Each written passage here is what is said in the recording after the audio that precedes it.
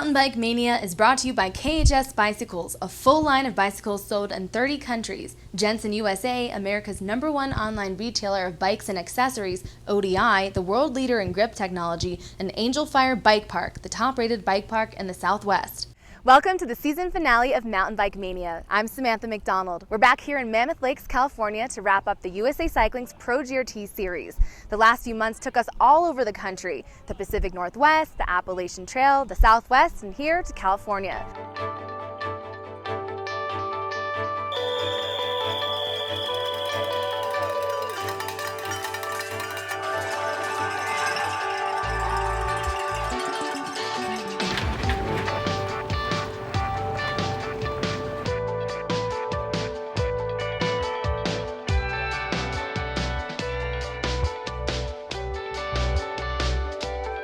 The riders delivered some amazing racing and some gnarly crashes. Let's take a look at how we got here.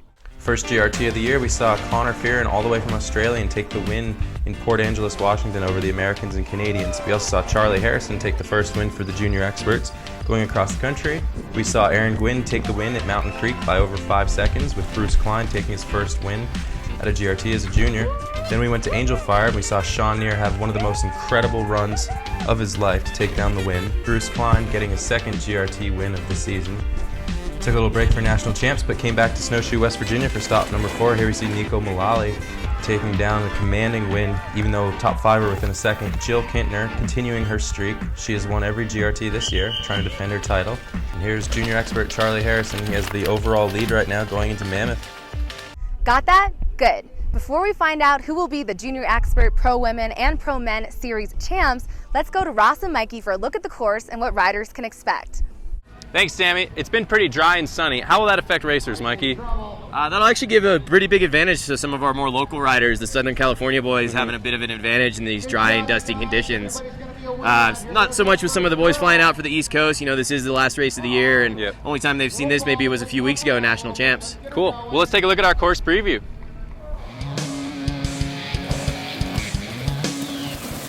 Alright, here's the Bullet DH course used for the Cat 1 and Pros.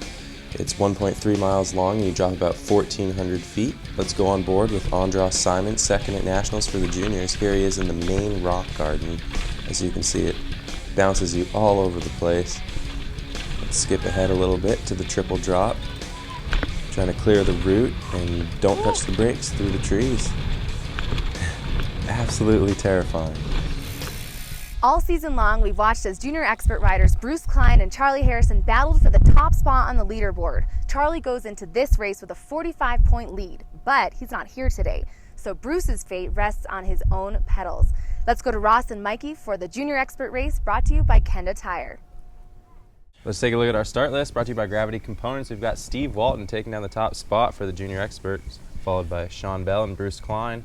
Bruce in a big contention for the overall, so it's going to be an important weekend for him. But first we're going to see is, who is this, Your Ross? neighbor once again, Warren Niss. He's been having a killer season. Yeah, great to see this kid doing well, doing it for NorCal, out of Fremont, technically a parking lot with a mayor, but I don't know. I know he rides a lot in Santa Cruz, and definitely one of the older old dirt jumpers from the Aptos post office. May it rest in peace.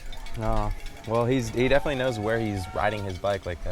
He's always carving lines and making sure he knows where he's going. Always looks really smooth too. It sounds bad to say, but it's really a compliment in that his riding is really unremarkable in the fact that he doesn't make too many corrections, he doesn't make too many mistakes.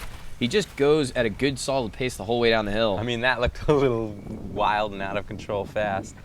Putting down the pedals there right there, and we saw him down a little bit at the split. Oh, getting a little buck through that section. But choosing the straight line, as you mentioned a minute ago, Ross, definitely a straighter line is going to cut off some time from the track, and 39 miles an hour through our speed trap.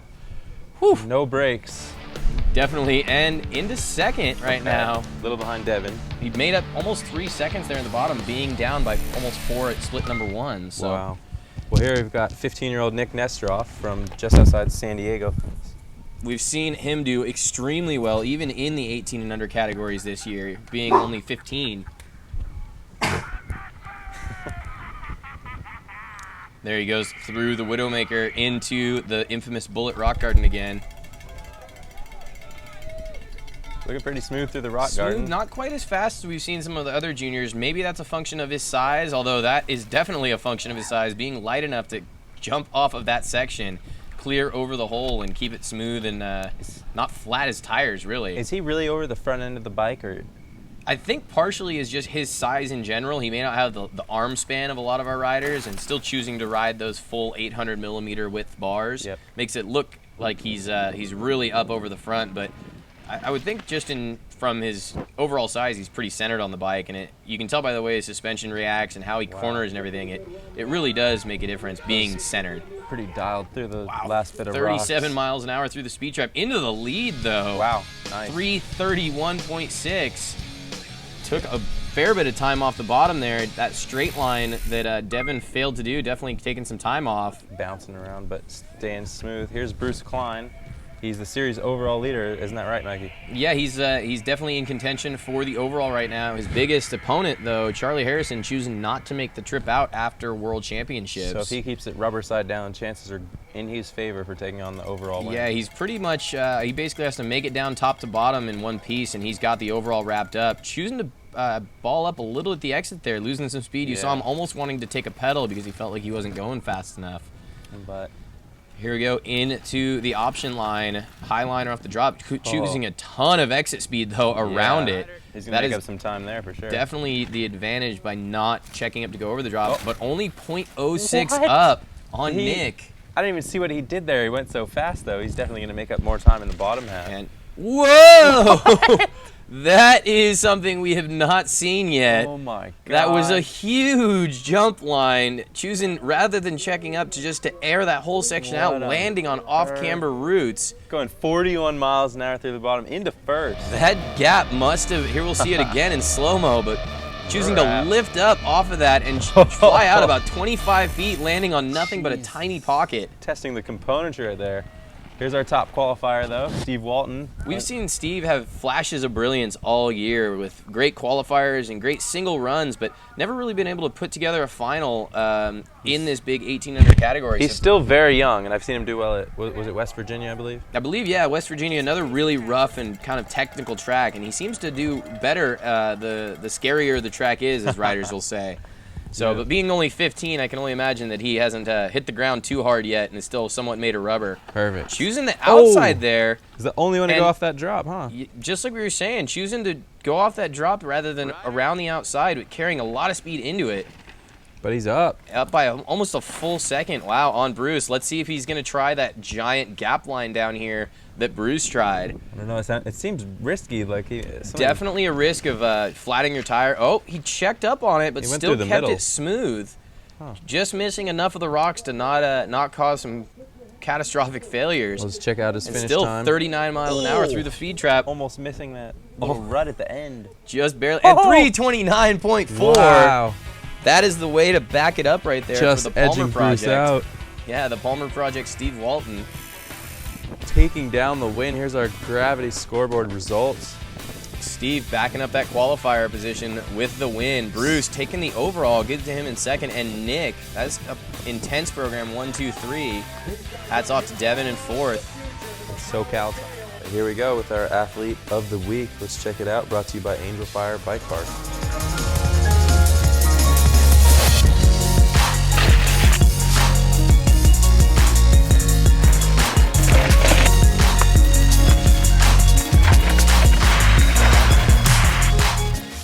How would you rate your season? Out of 0 to 10, probably like a 7 or 8. Definitely pushed my expectations, and as the races kept going throughout the year, I definitely made more goals and met some goals and didn't meet other goals, but definitely had a great time all year, and I couldn't be more happy with it. One of the, I think maybe the biggest goal I had this year was to be national champ. The whole week of practice, I was feeling great. The bike was feeling great. The team was working well. Come race day, just had a little mistake and crashed. Took a pretty big tumble, so I waited for the next guy to come down before I started because I didn't want to ruin someone else's run. You just won your first Pro GRT series. That's awesome. How do you feel about it? Yeah, it's been a great year. Definitely learned a lot just from racing and having some good results and some bad results here and there, but definitely learned a ton, and I'm more than excited to take the overall. Next year you're going to be a pro. Yeah. What do you anticipate that playing field to be like? The level of experience is way greater for the pros than juniors, so I'm pumped. Like, I've met great people that can help me along the way, and I feel like this offseason is going to be good and just keep getting stronger and riding better. So, Looking ahead to next year, what would a successful year be like for you? the national rounds definitely want to make an impression on the other riders and just start turning heads and hopefully make a bigger name for myself. And I want to stay top 10. I know it's going to be a big feat to handle, but I feel like I can do it, and with the people I have and that I know, I definitely feel like I can start podium at the end of the year. So, Here's our pro women's race presented by Intense Cycles. Check out our start list, brought to you by Clipped In. We got Jill Kintner once again taking down the qualifying top spot, followed hot pursuit by Sam Kingshill. Kim Godfrey off to a start. She already beat the camera out, huh, Mikey? Yeah, definitely outrunning our camera folks here at Mammoth. We saw just a moment ago some of the juniors able to gap over that hole on the Widowmaker. Women not maybe carrying quite as much momentum and falling into those holes. See that bike suspension really working through the rock garden though. Definitely having to, using that Canfield for Kim. Yeah, really like rearward axle path. Really likes the rough stuff, so she should be right at home on this rock garden type terrain. Selling through that, letting the bike do all the work. She is choosing the outside line there, getting a little bit more exit speed before this uphill. Check out the split on Essence. Essence Barton, we didn't see her in this coverage, but she came down as one of our first riders instead of very fast split time. But Kim, another 4.3 seconds up. Yeah, Kim definitely putting it down, keeping the rubber side down, when she's had some trouble with here in the past. I know at National Champs she had a crash in qualifying. Yeah, she chose not to jump over that route, you saw. I did, yeah. And here we go down the elevator shaft now. Women probably not used to riding this type of terrain, choosing to pedal out there. 424.1. That's first. That's a But, solid wow, 10, almost 11 seconds off of Essence's time. that's pretty nuts. Well, who we got next? We got Sam Kingshill. This should be our number 2 qualifier, Samantha Kingshill. We saw her at Mountain Creek earlier this year doing one of our featured athlete segments. Just 15 years old and moving up into the pro women's ranks. She's having a killer season, seeing if she can hold Kim off for the second place overall. Yep, and she's going to have her work cut out for her here today. Kim finally keeping the rubber side down and getting a solid run. So And she'll be in tough contention if Sam doesn't have the stellar run she's looking for. Yeah, I know Sam's shoulder, elbows is hurting pretty badly, so she said she's not trying to take any drops in this race, just trying to roll the bike through the course and keep up the speed. We just learned that Jill Kintner is about to begin. Let's go up to the starting gate and watch her run. Riders usually starting in at 30-second intervals, so if there's any problems on track, potentially the rider behind can catch you and pass around. So we're going to go ahead and start Jill and watch pick up her run as she makes it down. really smooth through the rock garden. And here we go. Jill's passing Samantha. So now we'll see both of them go down the track in unison. Jill putting 9 seconds right now into Kim Godfrey. Wow, it seems like Sam's picked up the pace now that Jill's faster too. It does kind of bode well, aside from the dust, I think. The dust itself makes it real hard to follow riders here in Mammoth, but seeing the pace that you can hit something at comfortably is definitely going to help you, especially if you're a younger rider, not so used to the circuit, as where Jill's probably the most seasoned competitor out there, especially in our women's field, being an Olympic medalist and a multi-time world champion. Downhill national champion, what was it, like 14 times? Something. Downhill, she hasn't been riding that many years, but I think in... It's more than Gwyn, and he's at 7, so I know that. But here's Jill through the speed trap. 33 miles an hour, and so she's going to cross the line comfortably, Definitely very first. comfortably in first. Here's Sam. Sam's going to chase her down, though, and sneak herself right into third, so not a bad run for Sam. Even 30 seconds behind Jill. There you go, you see the pass once again. Into the triple drop section. Well, So there's our overall standings for the Pro GRT Finals in the pro women's field. Take a look at our clipped-in scoreboard. Jill Kintner on top, Kim Godfrey in second, Samantha Kingshill taking second overall for the series.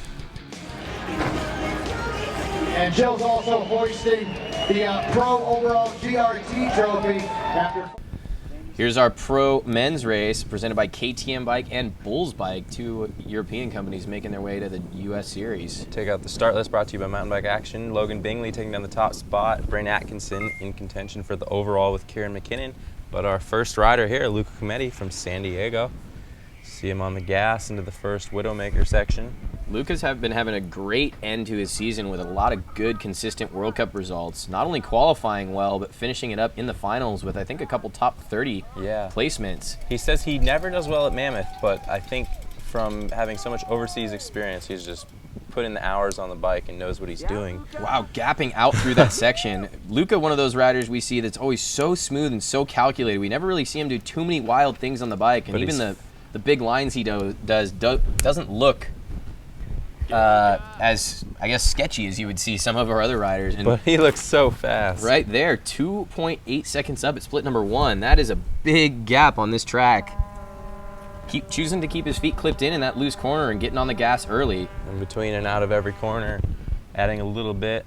Nice little pickup scrub over the table. It's definitely hard for these guys to even breathe. I mean, they started about, what, 10, 11,000 feet? Yeah, the finish line, I believe, is just under 9,000 feet here, and the start of the race just over 10, so 10,000 feet for someone like Luca that lives in San Diego, most of the time down near the beach. Surfing and stuff. 3:21.0, that's going to be a great time. Nuts. I believe that's going to beat our national championship winning time from Aaron Gwynn just a few weeks ago. Wow.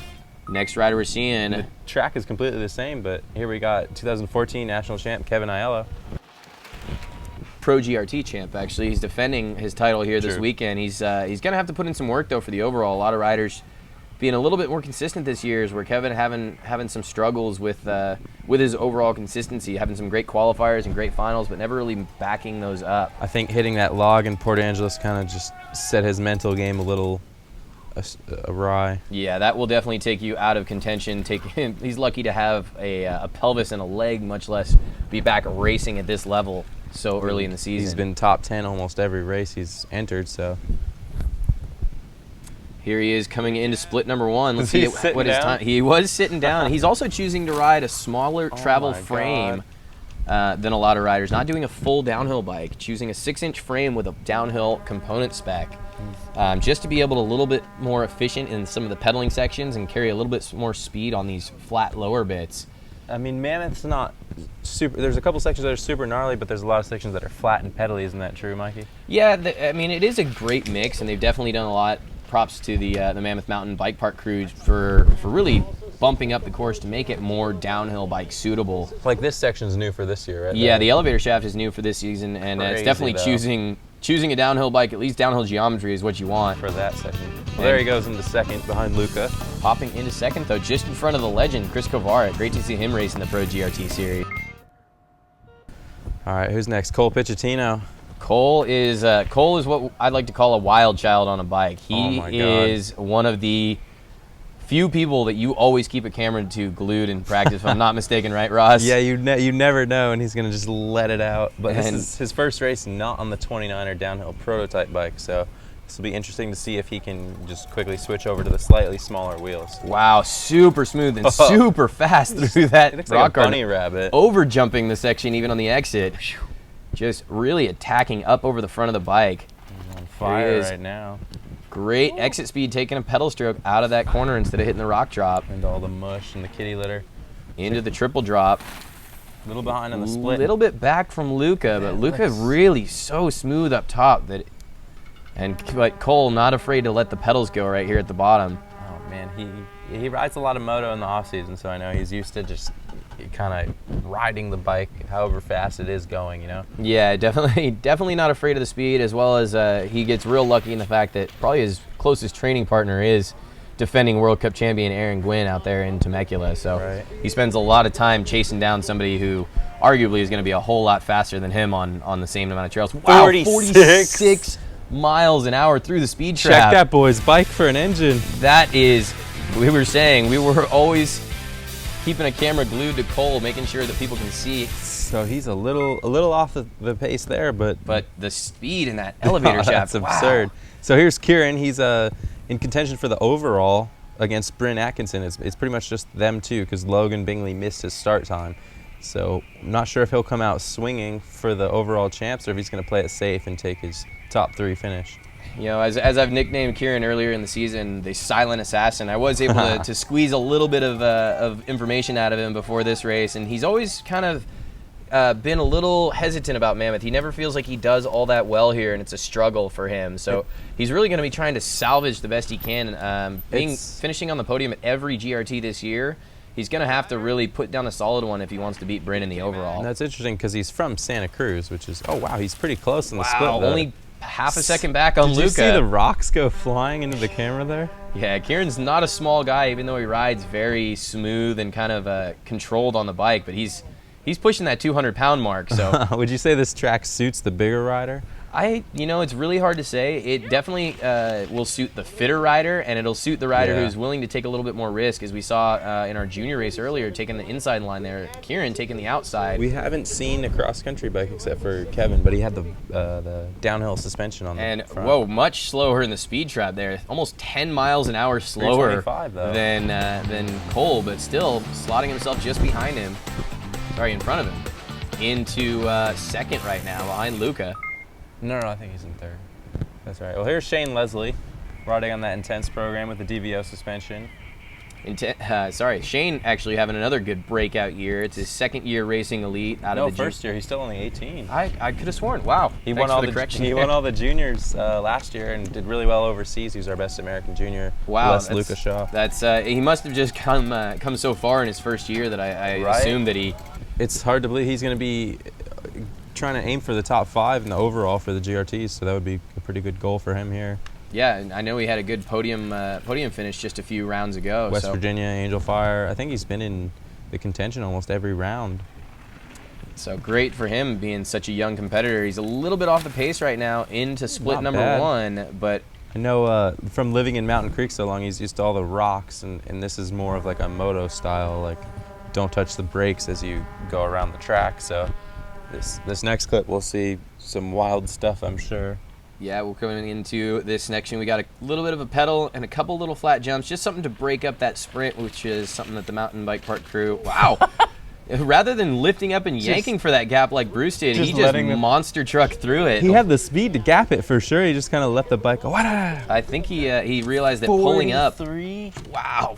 I think he realized pulling up on that isn't worth the time difference. So yeah, I mean, you saw Aaron Gwynn's race run from Nationals, and he almost was never in the air if he didn't have to be. Look at it again. Pushing through, just missing that route. Such precision on a blind jump.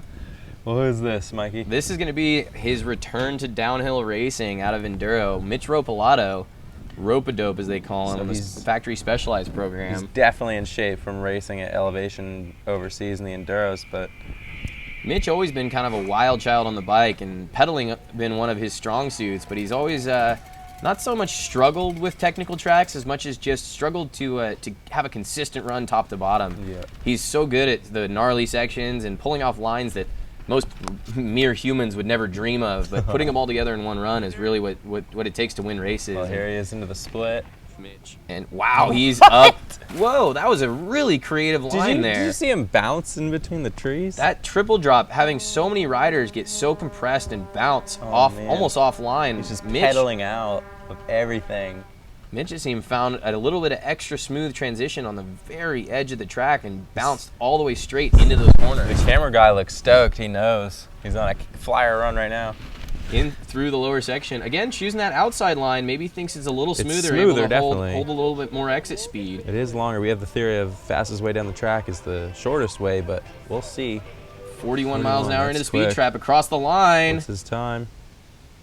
3:18.4. Dang. Wow, putting 3 seconds into. There's that line we were speaking of. Let's check this out. He jumps into the next corner instead of taking 2. So that'll hold him in first. All right. Who's this, Mikey? Bryn Atkinson on the Norco International program. His new wife, as of earlier this year, just won the women's race earlier today and sealed her overall. Bryn's going to have to put down a killer run if he wants to take the overall title in the men's. Staying really high up there. I believe it's going to come down to who gets to the line first between him and Kieran McKinnon to take that overall title. And he's looking real smooth. Just letting the bike roll. Gap in that one, though. Wow. Finding the downside on the back of that. Bryn tends to say he really likes Mammoth. It reminds him a lot of tracks he grew up riding in Australia. Just the loose, sketchy dirt, not a lot of berms, kind of sliding the whole way down the track. Just letting the bike go. Wow, another sub 2 minute split, but still a ways back from Mitch. Mitch just crazy, but Going a little wide and bouncing, finding a weird Digging hole. that front tire in hard. Finding a weird hole there. Pedaling in the air, scrubbing all these little flat jumps. That was a great scrub, actually. Keeping his speed so well. He's a master of this art form. Picking up early, and then, wow, pre-jumping off the point. Still looked like he went flying. Went outside there on the exit, though. May have lost a little bit of time by going outside to outside and just at bouncing least not all over the straight-lining. place. Kicking up dust. 39 through the speed trap in the elevator shaft. That's a good 322. That's going to be close, though. That should keep him. He beat Kieran, so I think that's going to give him the overall title right now, should. unofficially, of course. But there you have it. Last qualifier, Logan Bingley, just trying to salvage a win here. He missed his start time at Angel Fire, so he won't be in the contention for the overall, but would like to end the season on a win. So let's see what he can do here. yeah, definitely one of the most consistent riders the GRT series has seen this year. You see his foot come off there? Definitely, yeah, the Widowmaker. He was actually gapping that whole thing in practice, but he said it wasn't faster. He was in the air too long, and the downside didn't keep his speed very well. yeah, gapping through that section as well. Here he goes into the rock drop option. He's, again, going to take the outside. Looks very in control. Logan grew up riding motocross background, so he's going to ride a very aggressive front end on his bike. You see him, even on some of the steeper, rougher sections, his way up over the front. Just a little bit off at split number 1, though. Dabbing So the foot back on the pedals. strength, not one of his weaknesses, though. So he's going to be sprinting every section he can here at the bottom, getting as much extra little tenths of a second here and there. Getting a little loose. We saw a clip of him at Nationals getting real wild in that section. Yeah, so just nose diving, but staying a little huckabuck. And this is something he should be real comfortable with in the southern Utah area, just getting ready for Rampage next month. Down the loose stuff. Over the line, wheeling. Let's see the time, Ross. That's second, right behind Mitch. 3:19. Wow, that's Mitch. a blistering run, but hats off to Mitch. That's an incredible run, then. Welcome back to Gravity Racing, Mitch Ropolato. Mountain bike action once again, bringing us our scoreboard. There you have it. Mitch on top. Logan, Luca, Bryn, Cole, top 5. Kieran McKinnon taking the second in the overall. Shane Leslie right up there as well. Kevin Aiello battling back from injury. Great season, Pro GRT wrap-up. That's all for this season of Mountain Bike Mania. It's been an incredible summer. The 2015 season may be over, but you can stay up to date on all things Mountain Bike Mania by following us on Facebook and Instagram. And don't forget to check out our website, mtbmania.net. For all our crew and our sponsors, I'm Samantha McDonald. Thank you for watching.